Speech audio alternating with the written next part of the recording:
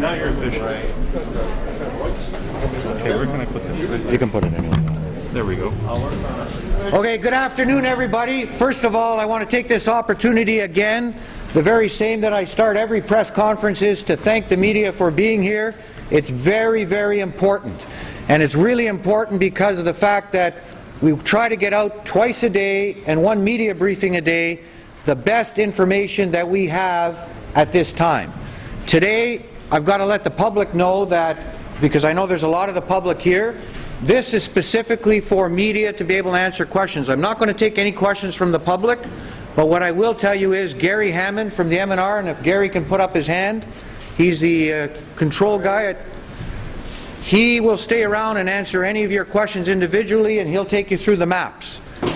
But again, my focus here today, and our focus from day one, is to put the focus on the fire, public safety, and giving that kind of information out. But if you've got specific questions that relate to your own personal issue, he's the guy to talk to. We're not going to do that here publicly, so again, keep that in mind. I also do want to say and acknowledge that we have Charlie Angus here today.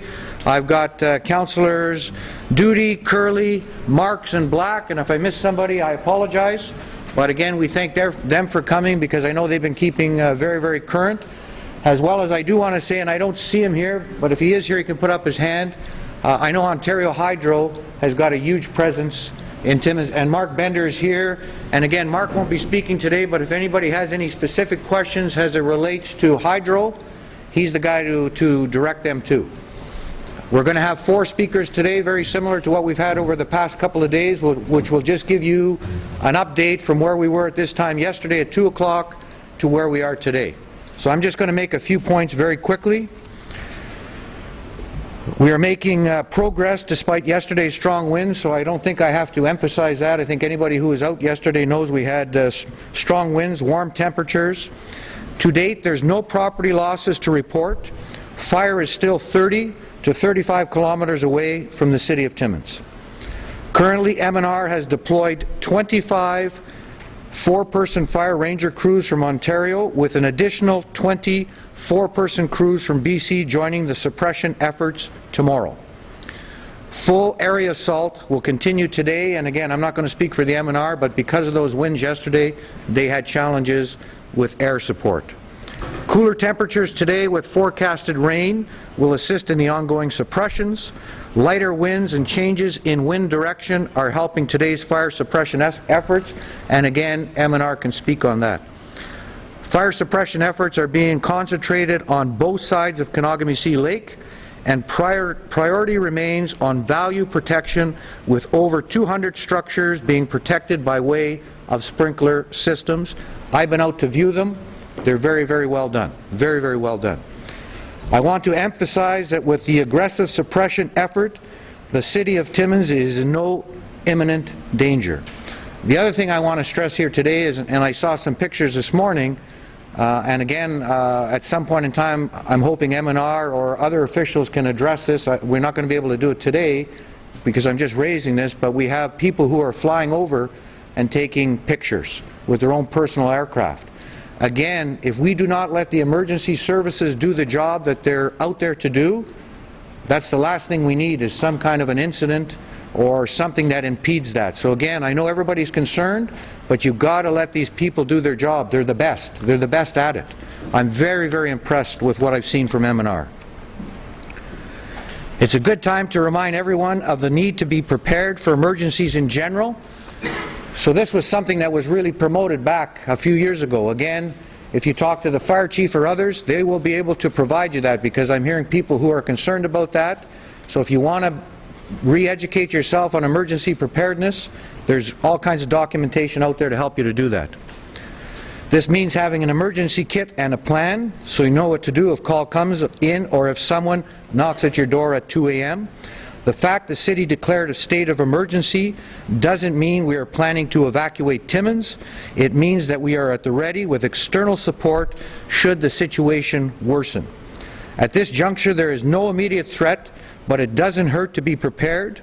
And you can find out how to be at the ready for any emergency by visiting www.timmins.ca for a link, or www.ontario.ca/EMO. While the current evacuation order remains, we lifted the Kamuskoshi evacuation late last night, allowing residents to return home. Red Cross currently calling all Kamuskoshi evacuees that are registered with them, and we have a huge turnout here today as well from Red Cross. And again, I want to thank them for all their hard work and dedication as we go through this. The Welcome Registration Center will remain open with the Red Cross assisting.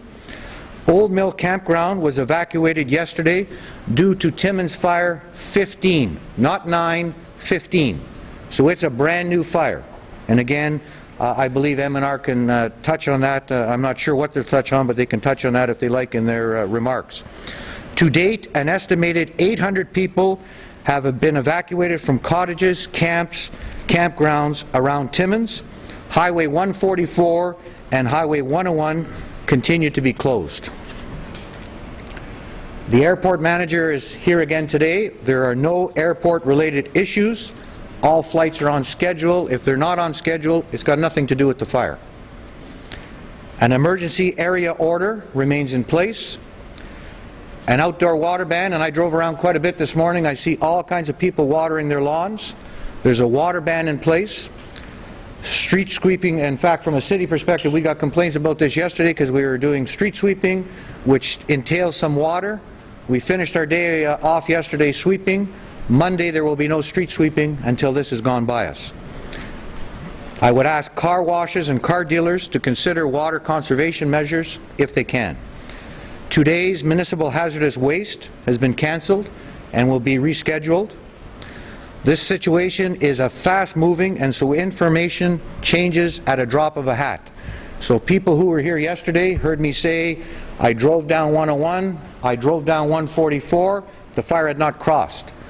The time that we had the press conference to getting back to the office, the fire had crossed on 144. I would encourage residents, and I did this myself this morning, and not to look at myself and see how I perform on camera, but it was a very, very informative press conference yesterday. This one will be very, very informative. We have somebody taping it that will go on YouTube Live, so if somebody's out there that is concerned, and especially from the public perspective, if you're here today, you should be watching that. YouTube is a great way to get you up to par with everything that's going on, because in fairness to the media, they can't do the 18 or 20 minutes live on news about what goes on, so they take snippets. But if you want to see the whole view, YouTube is the way to do that. The city website has experienced record unique visits. Due to the high volume of traffic to the site, we are experiencing some issues. I have been reassured by our IT department that they are working on remedial action. And so with that, I'm going to turn it over to Michelle from an M&R perspective, and she can give an update. Great. Thank you, Mayor. Good afternoon. So as the Mayor said, we had a bit of a break in the weather today, which helped with fire suppression efforts. With the lighter winds, we've had cooler temperatures and a change in our wind direction, which was really important to help out with that. So those heavy winds that we experienced yesterday diminished overnight, and today they're coming from another direction, north to northeast, and this is helping efforts. So in the past day, that fire did track east, as the Mayor mentioned, in some areas along the eastern perimeter of Timmins Fire 9, and it did cross Highway 144 in the past 24 hours into the Cache Campground area and McEwen Creek Recreation Area, and that's on Kanagamissi Lake. And fire suppression efforts are being concentrated on both sides of Kanagamissi Lake.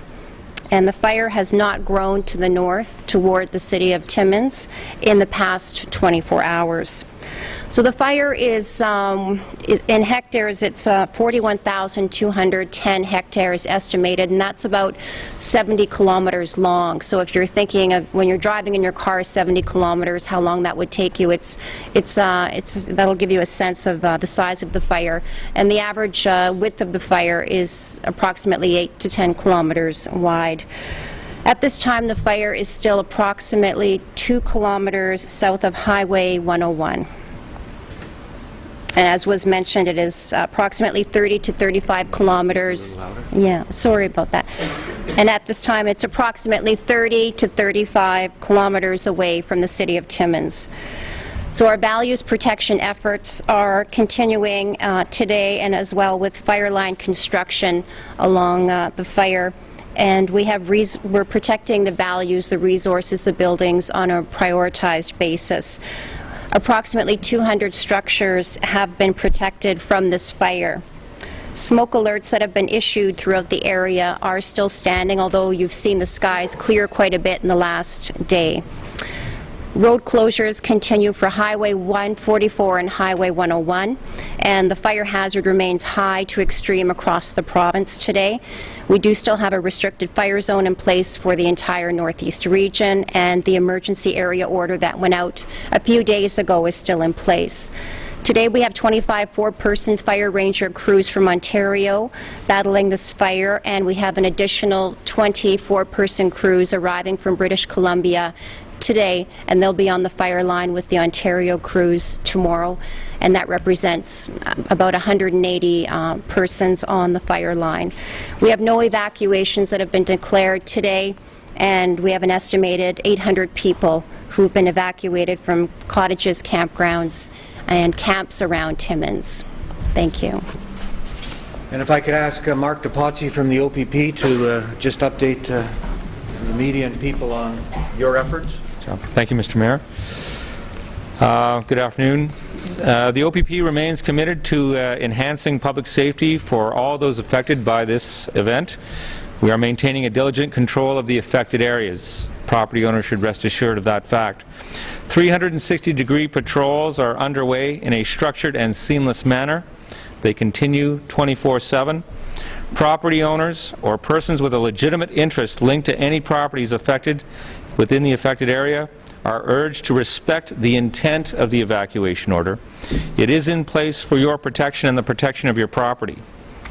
Your property, from a criminal activity point of view, is being monitored continuously by OPP officers using ATVs and marine patrols, and they are being conducted on site. So a physical inspection of your property, if it in fact has been abandoned, it is being inspected where possible, not in a way that hampers M&R conduct in any way, but if we're physically able to attend your cottage site or your residence, we're doing so on a daily basis. Those persons who are leaving the Horwood Lake area will not be allowed to return. For the immediate time being, they are leaving of their own volition, but they will not be allowed to return. Contingency plans have been devised in relation to any forest fire activity that may affect the hamlet of Gogama, well to the south. Significant resources are alert and at the ready to respond to any changes in the direction of the forest fire at present. As I said, patrols are underway. Marine patrols are underway on Connogomiss Lake, and ATV patrols are underway in Hardeman Bay on Horwood Lake. Highway 101, as far as that is concerned, the evacuation area has been expanded by the OPP to the west and now starts at Mallet's Road and ends at the Horwood Lake Road. Highway 144 is now closed from Gogama to the junction of Highway 144 and 101. 3 families were displaced from the Hardeman Bay area yesterday. They have been taken into the care and custody of the Red Cross. When I say custody, they're allowed to leave the Red Cross if they want to, but they're being cared for by the Red Cross. In closing, the OPP can't stress enough how much we appreciate the public's cooperation. It is vital and very much appreciated. We realize the intensity of this intrusion, but you have to know that it is deemed necessary and crucial for your own safety. Calling into our command posts or our radio rooms to determine the status of your cottage, I can't stress how that takes away vital resources and manpower who should be devoting their efforts towards more vital information being distributed to our officers. So we're trying on a daily basis to allay your fears. I know there's a lot of anxiety. amongst property owners about the current status of the forest fire, but that's the importance of these events, so that we make it clear that your property from a criminal perspective is absolutely safe and sound, because we're monitoring all activity. Anybody found within the affected area is escorted from that area. Thank you, Mr. Mayor. Thank you. And if I could ask Shannon Delgadis from the Timmins Police to give us an update on Kamoskosia and their activities as it relates to this. Thank you, Mayor. Good afternoon, everyone. I am able to bring some good news to the table this afternoon. As of 9 p.m. last night, we allowed the residents of Kamoskosia and Kamoskosia Highway to return. The return to their residence was done in an orderly manner. We maintained security and control. We remained on scene to ensure that everyone went in an orderly fashion. We know that they were excited to return to their residence. We maintained patrols in the area in the event that there were any issues. We were right there to assist with those. The Chief and the rest of the police service would like to thank those residents of Kamoskosia for their patience and their great cooperation in both leaving and returning to their residence. We thank you. We still maintain a presence at Hydro Bay. The roadblock on Dalton Road is still in effect. We are patrolling Hydro Bay regularly and maintaining that there is no one in there. And we also would like to thank those residents for their ongoing patience in this battle. Thank you. Thank you. So in closing, first of all, I'm going to allow the media to ask questions if they have any questions, and if I can't answer them, I'll put them over to the agency that can. Again, I urge the people who are here from a public perspective to chat with Gary Hammond. We have people here from the health unit, we have the hydro, we have the police. So here's your opportunity to do that, but those are going to be one-on-one, not in this format. So if media has questions, go ahead, Jairus. Staying true to the water ban, can something be done from the city as far as tickets or anything for people who refuse to abide by this water ban and they're watering their lawns? We had that discussion earlier this morning, and bylaw will be out enforcing. What's the fee? Off the top of my head, Jairus, I don't know. Go ahead. Can you just identify yourself? Sure. I'm with the Canadian Press. Okay. The 800 people that have been evacuated from the cottages and the camps and whatnot, is that including those who were able to return to Kamoskosia afterwards, or is that in addition to? No, I would think that the number 800 would be those who are displaced right now. Okay. And that goes as far as Star Lake, down that way as well, well beyond here. How much are we concerned about power outages or anything of that sort of nature with the fire going close to transmission lines, anything of that? Mark, do you want to answer that? Presently, we haven't received any major impact to the distribution or transmission circuit as a result of Timmins number 9 fire. Most of our issues occurred yesterday as a result of the high winds that blew across the whole northeast, including up around the Cochrane Kapuskasing area, as well as down as far as Kirkland and New Lister.